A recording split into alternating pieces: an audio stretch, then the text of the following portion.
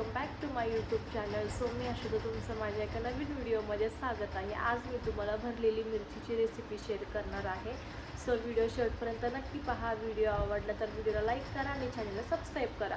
आता आपण रेसिपीकडे बोलू. गुड मॉर्निंग सर्वांना. तर आज सकाळी मी नाश्ता उडीद वडा सांबारचा केला होता. त्यानंतर मी आज दुपारी जेवणासाठी बनवणार होते भरलेली मिरची. तर त्याची रेसिपी मी तुम्हाला शेअर करणार आहे.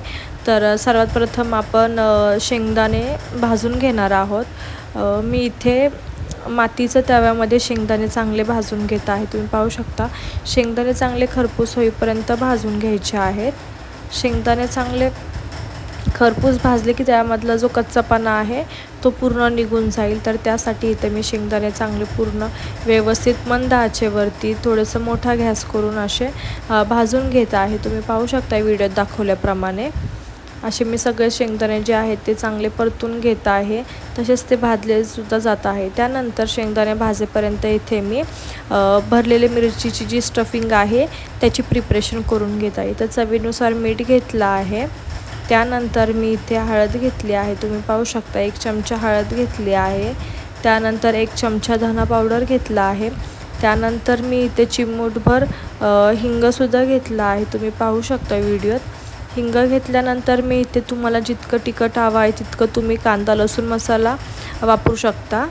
इथे मी कांदा लसूण मसाला वापरला आहे. त्यानंतर मी इथे मिरची पावडर यूज केलेली आहे आणि हे सर्व मिश्रण जे आहे मसाल्याचं ते एकजीव चांगलं करून घेऊया जेणेकरून सर्व मसाले एकत्र झाले पाहिजेत. व्हिडिओत दाखवल्याप्रमाणे सर्व मसाले मी एकत्र करून घेत आहे. त्यानंतर इथे तोपर्यंत माझे शेंगदाणे जे आहेत ते पूर्ण भाजले होते. तुम्ही पाहू शकता व्हिडिओमध्ये शेंगदाणे पूर्ण थंड होईपर्यंत ते तव्यावरतीच ठेवले होते मी.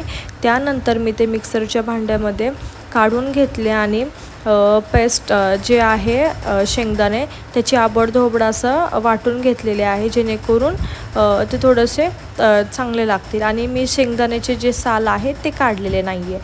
त्यानंतर मी ते तुम्ही पाहू शकता 6 मिरची घेतलेली आहे. व्हिडिओ दाखवल्याप्रमाणे 6 मिरची घेतलेली आहे. तुम्ही पाहू शकता. त्यानंतर हे 6 मिरची चांगले स्वच्छ धुवून व्हिडिओ दाखवल्याप्रमाणे मी असं मधून चिरून घेतलेली आहे. त्यानंतर त्यामधले जे बिया आहेत त्या सर्व काढून घेतलेल्या आहेत. मिरचीमधल्या बिया पूर्ण सगळ्या व्यवस्थित सगळ्या काढून घ्यायच्या, स्वच्छ करायचे आहे. आणि एक सांगते, टोमॅटो मिरची असेल तर त्याचं मिरच्यामधली किंवा टोमॅटोमधली बी जी आहे ते काढून स्वयंपाकामध्ये वापरावे जेणेकरून कारण ते बिया जर आपल्या पोटामध्ये गेला तर अल्सर होण्याची शक्यता असते किंवा किडनी स्टोन होऊ शकतात त्या शक्यता असते. तर त्यासाठी ते जे आहेत बिया ते काढून घ्यायचं आहे. त्यानंतर इथे तुम्ही पाहू शकता व्हिडिओ दाखवल्याप्रमाणे मी सर्व 6 मिरच्यांमधले सगळे बिया जे आहेत मधून चिरून त्यामधले सगळे बिया काढून घेतलेले आहेत. पाहू शकता तुम्ही पूर्ण एकदम स्वच्छ करायचे आहेत.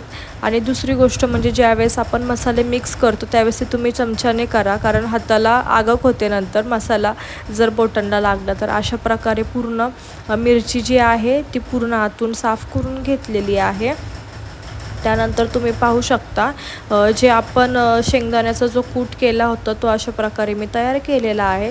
मला जितका लागेल तितका मी इथे मसाल्याचा जो कूट आहे तो चांगला मिक्स करून घेतला आहे मसाल्यामध्ये. त्यानंतर मी थोडंसं थिक पेस्ट करण्यासाठी इथे पाणी टाकून घेतलेलं आहे. पाणी टाकून घेतल्यानंतर मी इथे मिरची जी आहे आपली त्यामध्ये ही जी स्टफिंग जी आपण केलेली आहे, जी पेस्ट केलेली आहे पूर्ण मसाल्याची ती पूर्ण भरून घेत आहे व्हिडिओत दाखवल्याप्रमाणे. आणि जो आपण मसाला बनवला आहे शेंगदाण्याचा कूट आणि मसाल्याचा ते पूर्ण भरभरून मिरचीमध्ये टाकून घ्यायचं आहे जेणेकरून टेस्टही खूप छान लागते. त्यानंतर तुम्ही पाहू शकता सगळे जे आहे मिरची ते पूर्ण माझं स्टफिंग भरून झालेली आहे. त्यानंतर मी तव्यावरती तेल टाकून चांगला तवा गरम करून घेतला आहे. त्यानंतर जी आपण मिरची जे स्टफ केलेली होती ती मिरची जी आहे ती तव्यावरती टाकून घेतली आहे. 5 ते 10 मिनिटे लागतात बारीक आचेवरती जी मिरची आहे ती चांगली फ्राय होण्यासाठी. तुम्ही पाहू शकता व्हिडिओत दाखवल्याप्रमाणे मिरची अशी चांगली फ्राय करून घेतलेली आहे, कारण मिरची लवकरच ती अशी फ्राय होते, अशी सॉफ्ट होते. पण बारीक गॅसवरती ठेवायची, कारण त्यामधला जो कच्चेपणा आहे तो गेला पाहिजे. तुम्ही पाहू शकता. आणि दोन्ही साईडून चांगली फ्राय करून घ्यायची आहे, कारण त्यामधला कच्चेपणा राहायला नको. तुम्ही व्हिडिओ दाखवल्याप्रमाणे पाहू शकता मी सगळं जी मिरची आहे ती उलटून पालटून चांगली भाजून घेत आहे. त्यानंतर मी इथे चपातीचं पीठ मळून घेत आहे. तुम्ही पाहू शकता चपातीचं पीठ मळून घेतल्यानंतर चांगलं मी चपातीचं पीठ मळलं आहे. तेल वगैरे इथे टाकून पीठ मळलं. त्यानंतर हा जो उंडा आहे तो 15 ते 20 मिनटं साईडला ठेवायचा आहे, जेणेकरून चपाती चांगली फुगते आणि मऊ चपाती होते. तुम्ही पाहू शकता पीठ मळेपर्यंत जी आपली मिरची जी आहे ती पूर्ण चांगली अशी फ्राय झालेली आहे. पाहू शकता तुम्ही पूर्ण छान दिसत आहे आणि एकदम टेस्टी लागते. त्यानंतर मी इथे चपाती करायला घेतली आहे. म्हणजे चपातीच्या शेपवरती इग्नोर करा, पण चपाती जी आहे ती एकदम सॉफ्ट होते आणि चांगली फुगली जाते माझी. फक्त मला गोल चपाती येत नाही, त्यासाठी तुम्ही त्या गोष्टीला इग्नोर करा. तुम्ही पाहू शकता अशा प्रकारे मी इथं 6 ते 7 चपाती बनवून घेतली होती. तुम्ही पाहू शकता पीठ जे आहे ते 15 ते 20 मिनटं जर चांगलं मुरत ठेवलं तर चपाती ही चांगली फुगते आणि चपाती छान लागते. आणि थोड्या वेळाने जर आपल्याला जर परत नंतर खायची असेल तर ती चपाती मऊच राहते.